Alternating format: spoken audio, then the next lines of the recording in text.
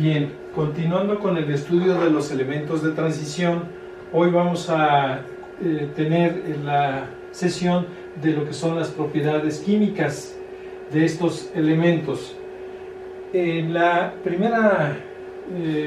siguiente gráfica vamos a ver nosotros cuál es el objetivo de esta presentación, que es el revisar precisamente las propiedades químicas. Tal vez incluyamos alguna físico-química, pero sobre todo ya adentrarnos en el aspecto de propiedades químicas. La siguiente nos marca la tabla que ya conocemos, la tabla periódica, pero como les he insistido, leer la tabla periódica no solamente es decir aquí encontramos el oro, aquí encontramos el hierro, encontramos el azufre.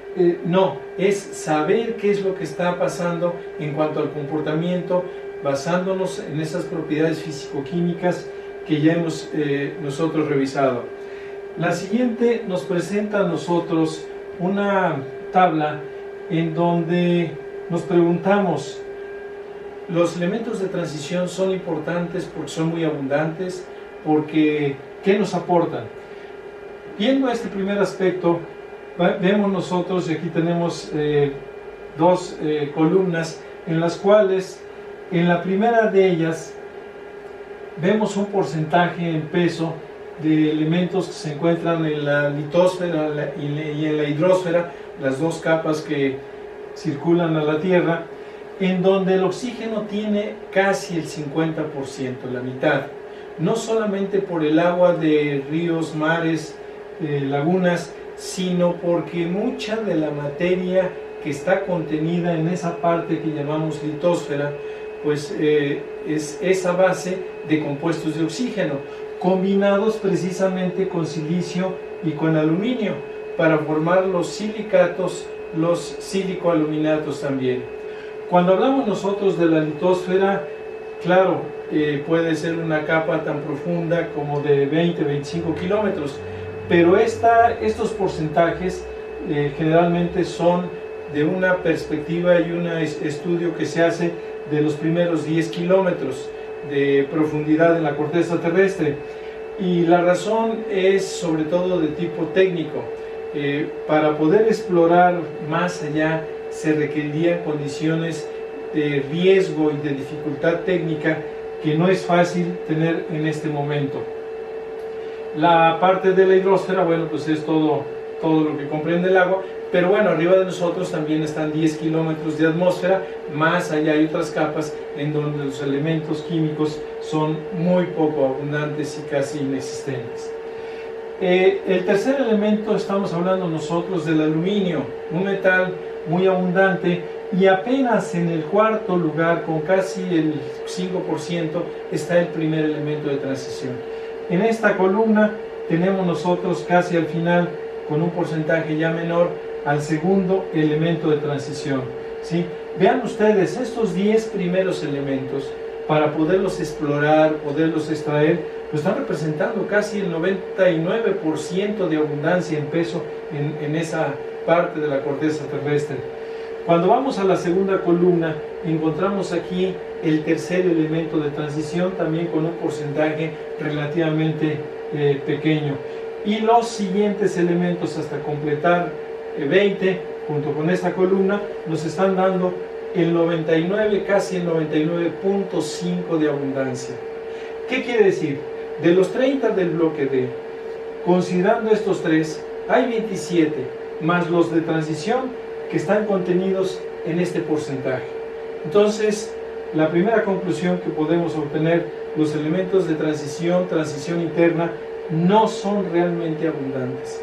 Van a deber su importancia a lo que son sus aplicaciones, a lo que es el valor que químicamente nos representa para poder llevar a cabo la formación de una serie de compuestos que permiten que la química siga creciendo y sea muy dinámica.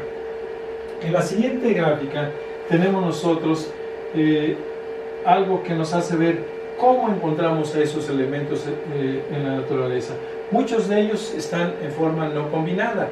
Claro, algunos de ellos sí se encuentran combinados, pero quiere decir que podemos encontrarlos en su forma nativa. Son 25. Dos de ellos en la atmósfera, oxígeno, nitrógeno, en un 19, en un 80%, y claro, estos no combinados en la atmósfera generalmente. Que estos pueden estar combinados en la corteza terrestre en alguna de sus formas químicas, de sus compuestos, claro, pero también los podemos encontrar en forma nativa.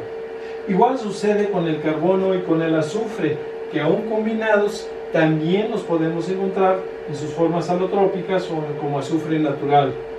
Arsénico, antimonio y bismuto completan 12 elementos. Tenemos 12 más de transición y el mercurio para darnos estos 25.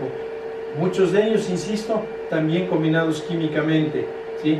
Pero también en forma nativa. La siguiente gráfica nos da a nosotros el por qué la naturaleza combina esos elementos. Bueno, y la forma en que los combina. Una de las formas principales, ya lo hemos mencionado, es a través de la formación de silicatos y silicoaluminatos. ¿Qué son estos? Son las tierras, arenas, arcillas que están abajo de nosotros. Tal vez cuando vamos al campo o estamos en el jardín o estamos en la calle encontramos capas de materia orgánica producidas por lo que es el intemperismo de hojas, ramas, en fin, toda la materia orgánica que se empieza a degradar y que forma capas de 20, de 30, qué sé, tal vez de 1 metro de profundidad. Pero más allá de eso empezamos a encontrar arenas, arcillas, rocas. Todo eso son silicatos y silicoaluminatos. De ahí la gran abundancia de silicio y aluminio y su combinación con oxígeno. Además de estos 5 elementos que ya mencionamos, son importantes y tienen una relativa importancia en la corteza terrestre. Veamos nosotros y recordemos el caso de dónde está colocado el hierro y 2 alcalinos y alcalinoterrios, que en su conjunto están formando un 15% de abundancia en la corteza terrestre.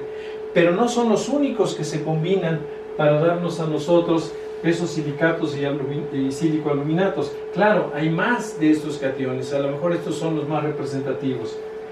¿Qué es lo que sucede? El oxígeno se combina mucho con silicio y con oxígeno y forma las grandes cadenas de silicatos y silicoaluminatos. Los hay de 2, de 3, de 5, de N cientos de átomos de silicio. Se ha mencionado por ahí que inclusive se consideran como los polímeros inorgánicos de la naturaleza, las cadenas silicio, oxígeno, silicio, eventualmente aluminio, para formar ese tipo de compuestos.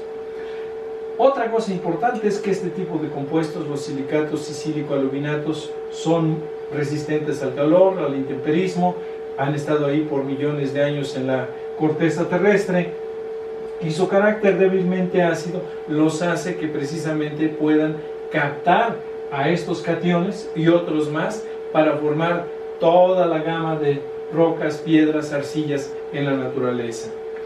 Bien, ¿qué otra cosa podemos nosotros ver respecto a abundancia en general de elementos en la corteza terrestre?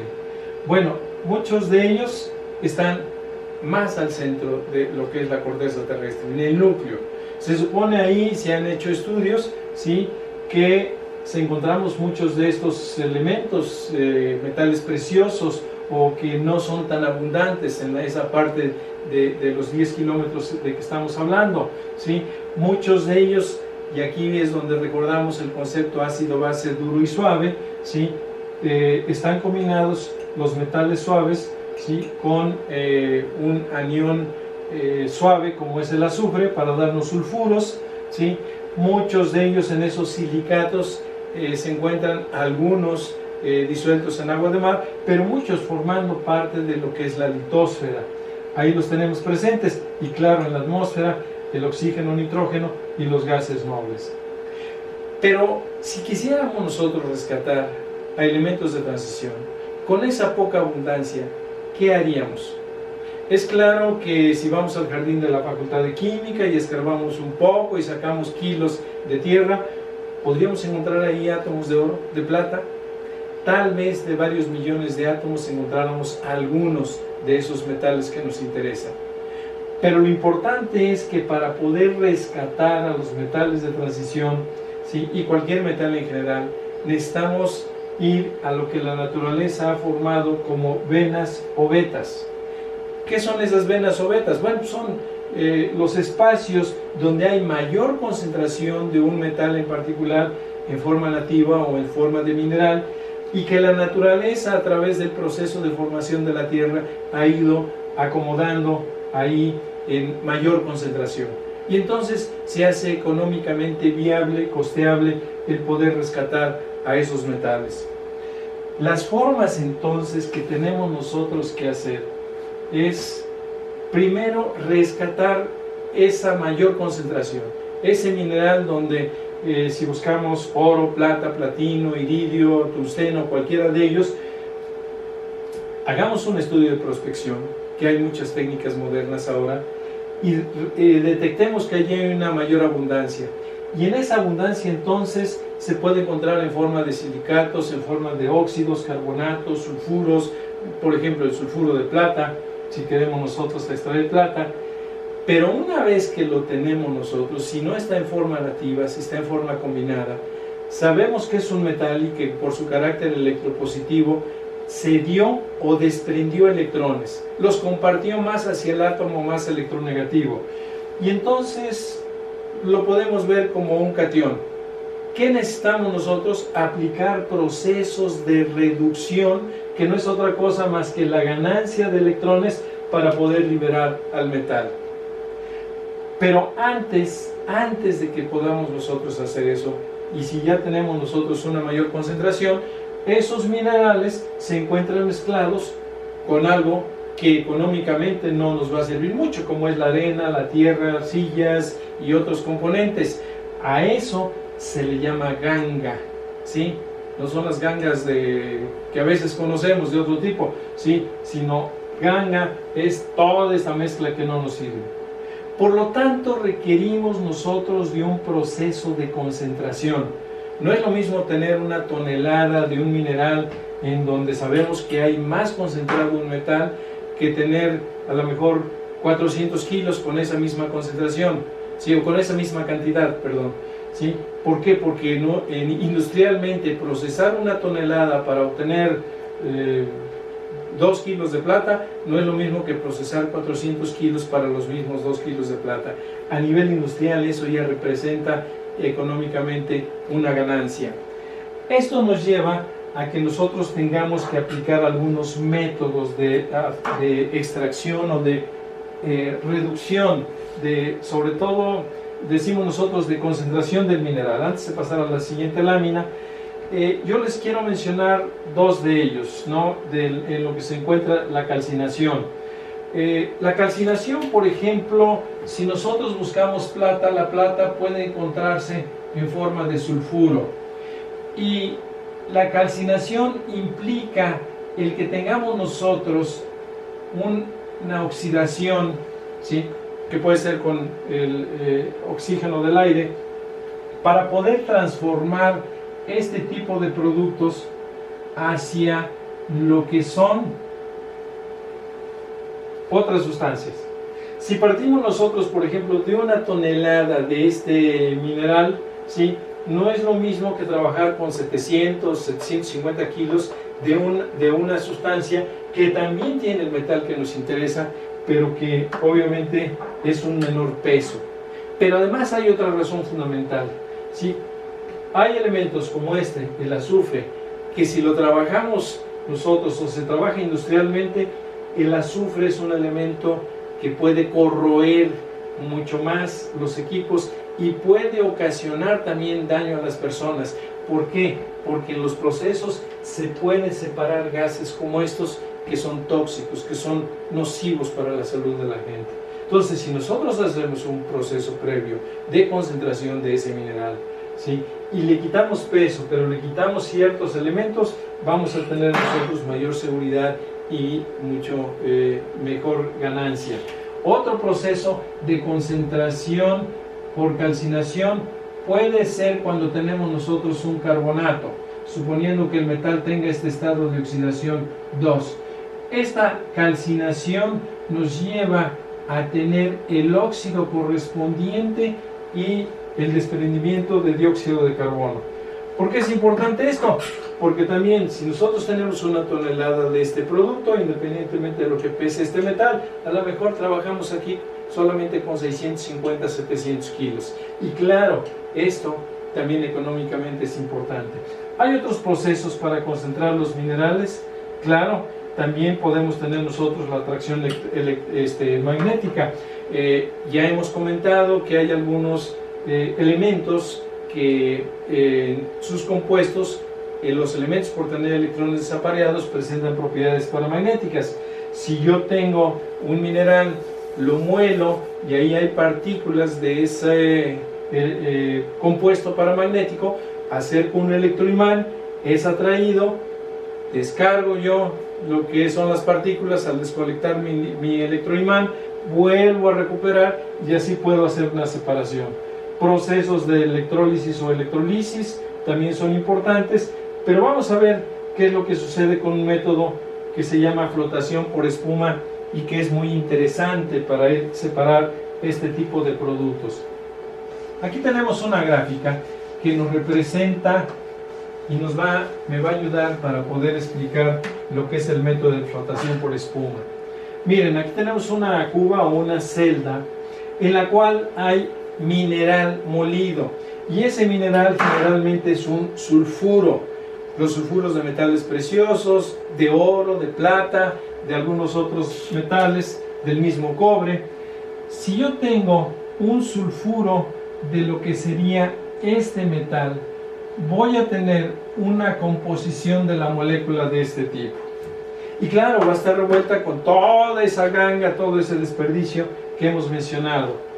Aquí tenemos la entrada de aire y unos orificios en donde va a estar saliendo el aire. Si yo coloco aquí un jabón, este jabón va a formar burbujas, va a formar una espuma. ¿Y por qué es importante? Porque recordemos lo que es un jabón. Un jabón es una molécula que tiene 8 o 10 átomos de carbono, pero que al final tiene una parte que es una sal, generalmente de un ácido carboxílico. Esta es una parte polar, esta es una parte no polar, por las uniones covalentes que existen acá. Y la característica de los sulfuros es que no son uniones de tipo polar. Y recordemos, lo polar disuelve a lo polar y lo no polar a lo no polar. ¿Qué sucede cuando yo tengo mi burbuja aquí? Cientos, miles de burbujas. Pues que voy a tener esa superficie de la burbuja formada precisamente por lo que son estas moléculas de jabón, ¿sí? Claro, una parte es atraída aquí por lo que son el agua y la otra parte, ¿sí?, va a formar parte de esta superficie, de esta burbuja, de tal manera que entonces puede haber una interacción de tipo electrostático de las moléculas de jabón en esa burbuja, que se van a pegar alrededor, y en el momento en que estoy introduciendo aire se van formando las burbujas. Esas burbujas van a arrastrar a las partículas del sulfuro y van entonces a estar en esta parte. Claro, aquí tendré una espuma rica en partículas que puedo desplazar, puedo rebasar por aquí y entonces llevarla a un filtro para poder entonces recuperar solamente las partículas. La parte jabonosa otra vez la puedo recircular o la puedo eliminar, pero ya estoy separando lo que sería este mineral. ¿Qué quiere decir eso? Que cuando yo estoy tratando de buscar recuperar algún metal, lo importante, metal de transición, lo importante es que encuentre una mayor concentración en una beta, en una vena. Pero después de eso, todavía puedo llevar a cabo un proceso de concentración de ese mineral, ¿sí? Y en ese momento está listo para que lleve a cabo el proceso de reducción. Lo libere de su óxido, de su sulfuro, de su carbonato, de la forma combinada, y entonces lo puedo recuperar. Bien, en una siguiente presentación vamos a seguir viendo este tipo de procesos.